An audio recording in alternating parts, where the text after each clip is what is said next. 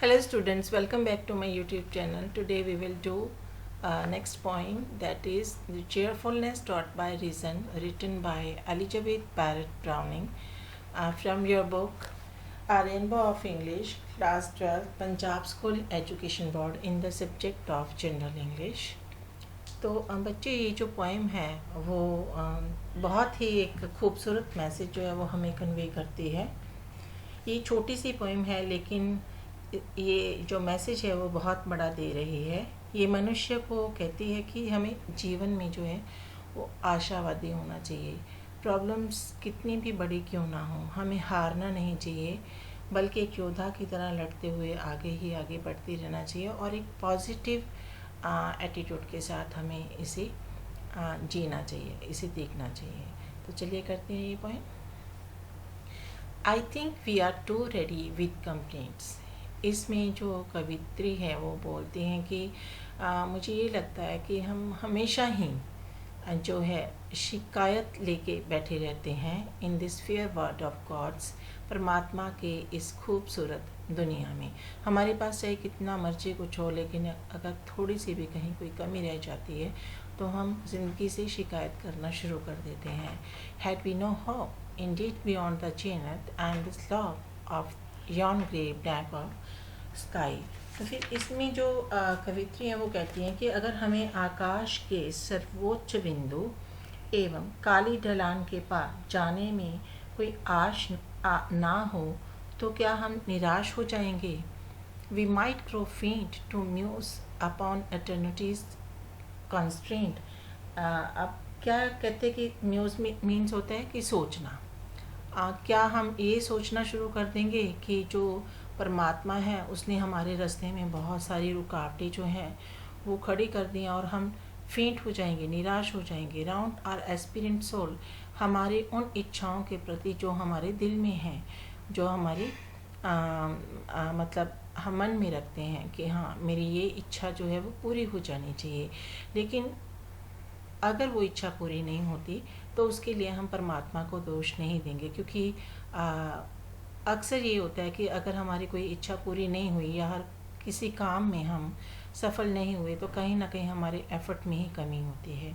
But since the scope must widen early, ये सब सोचने की बजाय हमें अपना जो सोचने का दायरा है उसको जो है वो बड़ा कर लेना चाहिए। छोटी सोच नहीं रखनी चाहिए। Is it well to drop, क्या निरुत्साहित हो जाना बहुत अच्छी बात है। यहाँ कवित्री कहना चाहती हैं कि हमें कोई भी प्रॉब्लम हो वहाँ पे निरुत्साहित नहीं होना चाहिए, हमेशा आशावादी रहना चाहिए। For a few days consumed in loss and ten, तो क्या हुआ अगर हमारी लाइफ में कुछ एक दिन जो हैं वो लॉस में गई, यानी कि वो जो है नुकसान में गए हैं। एंड टेंट मीन्स होता है कष्टदायक, क्योंकि जब हमें कोई कष्ट होता है और जब हमें कोई दुख होता है तो हम अक्सर क्या हो जाते हैं, निराशावादी हो जाते हैं। लेकिन हमें ऐसा नहीं सोचना चाहिए और हमेशा पॉजिटिव रहना चाहिए और एक चैलेंज के तौर पे लाइफ को जीना चाहिए। ओ पसिलिनिमस हार्ट, पसिलिनिमस का मतलब होता है कमज़ोर, ठीक है, या बुजदिल। तो जो लोग इस तरह से सोचते हैं कि मेरी लाइफ तो बेकार है, मेरी लाइफ में बहुत सारी प्रॉब्लम्स है, परमात्मा ने मुझे बहुत दुख दिए हैं, तो वो कहते हैं कि अपने दिल को समझाओ कि मुझे कमज़ोर नहीं होना है। बी कम्फर्टेड, शांत होके रहना होता है। And like a cheerful traveller, और एक जो खुशहाल यात्री है उसकी तरह take the road singing behind the hedge. कितने मर्जी प्रॉब्लम्स हों, आपको रास्ते में आगे ही आगे ज़िंदगी का गीत गाते हुए चलते जाना चाहिए।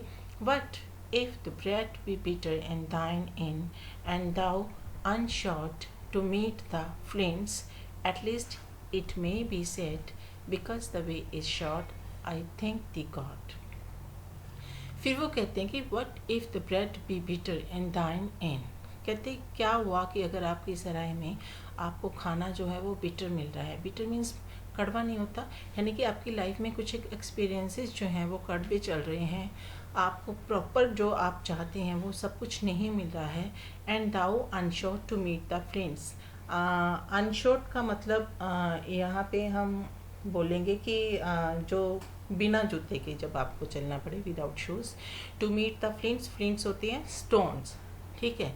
अब अगर हमारी जो राह है जिस पे हम चल रहे हैं उस पे पत्थर हैं, यानी कि बहुत सारी प्रॉब्लम्स हैं, एंड नाउ अनश्योर, और वो भी बिना जूते के, यानी कि आपके पास सोर्सेज नहीं हैं लेकिन आपको ज़िंदगी जो है वो जीनी पड़ रही है, तो क्या आप ज़िंदगी जीना छोड़ दोगे?